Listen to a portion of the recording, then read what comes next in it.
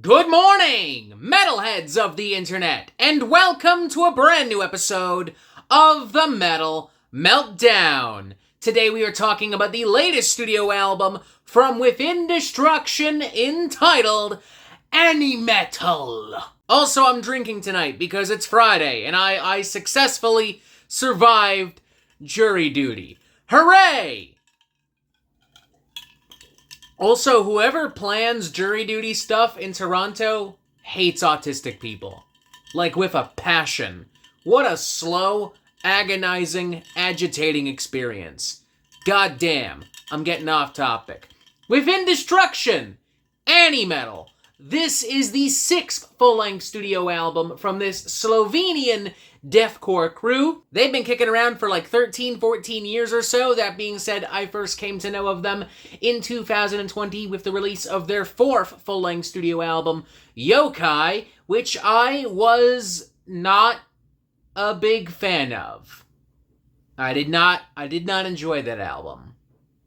Not even a little bit. I found the combinations of trap, hip-hop, and electronics, and synthesizers, and deathcore, and Japanese influences, and lyrics that encouraged self-harm to be not great, not good, or fun to listen to. It didn't really sit well with me. I found it to be a pretty cringeworthy, juvenile, eye-rolling experience, and it felt like the byproduct of asking a bunch of anime-obsessed teenage edgelords to write an album, but the only influences they were allowed to pull from were like Ghostmain and like modern generic overprocessed deathcore, like shit like Darko, maybe Brand of Sacrifice. Except Brand of Sacrifice is actually like kind of good. I like Brand of Sacrifice. Ghostmain has a few bops here and there, like just here and there. Not huge on Darko. Very, very overhyped in my opinion. I am once again getting off topic. The point is, I didn't like it. Not one bit. But hey, it doesn't really matter what I think, quite frankly. My opinion of Yokai and of Within Destruction sure as hell has not stopped Within Destruction from gradually getting more and more popular and successful as the years have gone on. They've been doing more and more tours, each one bigger and bigger. They've continued to release music, an album in 2022, Lotus, an EP the following year, Rebirth, both of which I think I talked about here on the Metal Meltdown, in some capacity at least. I don't remember if I liked them, which is not a great sign. With all of this in mind, I didn't really have any real reason to be excited for this brand new album, Animetal, but I attempted to remain open-minded once I found myself listening to one of the singles released in advance of this album, which also happens to be the title track, Animetal. Because while it's not spectacular, I did genuinely kinda have fun. The combination of flashy guitars and electronics and like in-your-face, energetic, enthusiastic, kind of J-rock, J-punk style vocal hooks and choruses and such, you know, it had me kind of vibing. It had me kind of grooving. Kind of felt like something I might have heard in like an anime at some point when I was a kid, or like something I might have heard in like Devil May Cry. Maybe not like the old Devil May Cry games, but maybe like the reboot, like the one they did in like 2013, the one that nobody fucking liked. But like it really wasn't that bad. I don't know. I've sure as hell fucking played worse. I am once again getting off topic. It wasn't bad. I fucked with it, even if just for a second. Like, it kind of had me thinking, you know what, if the album Animetal is anything like the song Animetal, then we're in for at least an occasionally fun little romp. Maybe not the most spectacular or intelligent or ambitious album of 2025, but like a little fun one, just a little fun one, you know? I like fun, contrary to popular belief. But unfortunately, the album Animetal just isn't very fun. Not in my opinion, at least. Much like with Yokai, the combination of these like trap, hip-hop, metal, electronics and all that. It's just not very well done. It's not very cohesive. The songs aren't very well written. There's a lot of really generic lyrical tropes and cliches all across the board here. This also has a lot less edge to it than something like Yokai, which in theory a good thing, because like I don't necessarily miss the super provocative pro-self-harm lyrics of Yokai, but at the same time, this thing just has no grit or dirt or bite to it or like whatsoever. Like parts of this are so generic and the album as a whole plays things so safe that it just ends up feeling consistently really underwhelming and boring. Like Demon Child, for instance, has one of the most predictable and lifeless C-, D+ tier metalcore choruses I think I've heard on any album in quite some time.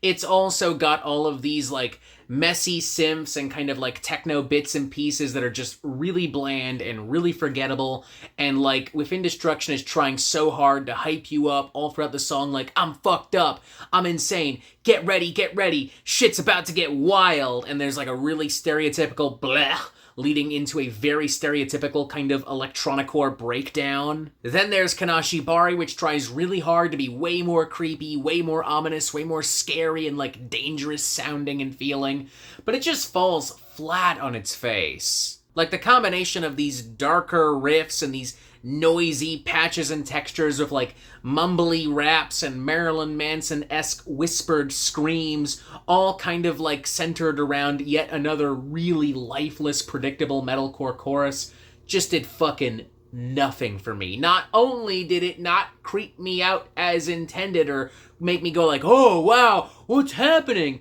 I just like sat on my couch just kind of like, Then there's Stay Forever, a corny, schmaltzy, pop-punk emo number of sorts filled with gleaming, obnoxious synths everywhere. Then there's Cybergirl, which is just confused and clumsy because it's trying to be multiple things at once. Like it wants to be a really upbeat kind of poppy, synth metal banger and anthem of sorts, something you might have heard in the club, at a rave, and also on pop radio, like back in the late 2000s, all at the same time. But at the same time, it still wants to have that creepy, edgy, kind of like trap metal vibe going on, and it's not really good at doing either of these things, and it's especially not good at being both of these things at the same fucking time. And sweet Kentucky Fried Fuck, that closing number, A Love That Slowly Died, far too reminiscent of Blood on the Dance Floor in certain parts for my liking.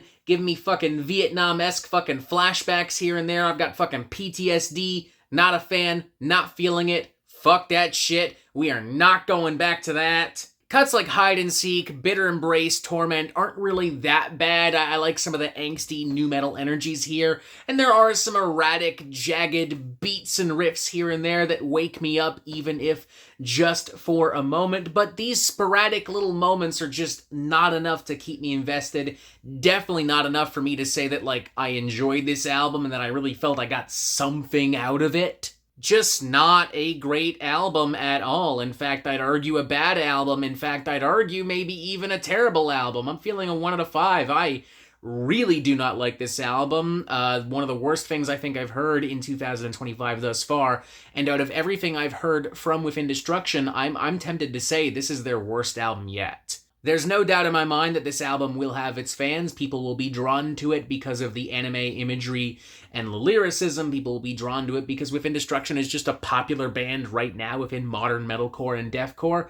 And you know what? If you really do love this thing, more power to you, but I don't. I tried, I really did, and there were little parts of it where I'm like, you know what, in small doses, maybe. But the vast majority of this album, I just really do not enjoy, and I think at this point, you know, unless Within Destruction makes some major changes to how they write songs and present themselves, I'm just gonna have to step back and, like, just clock out. Like, I think I'm done. 1 out of 5. 1 out of 5. Not my thing. Sorry, y'all. 1 out of 5. 1 out of 5. Terrible. Sorry, y'all, but this just ain't my fucking thing. Not one bit. This seltzer, however, wasn't half bad. And that is it for the Metal Meltdown. I am not an expert, nor do I claim to be. So what do you think? Do you like this record? Do you not like this record? And what do you want to hear from me next? And thank you for watching. Make sure you press subscribe right here. Join us on Discord. Boom, more videos. And as always, you have yourself a fantastic fucking day.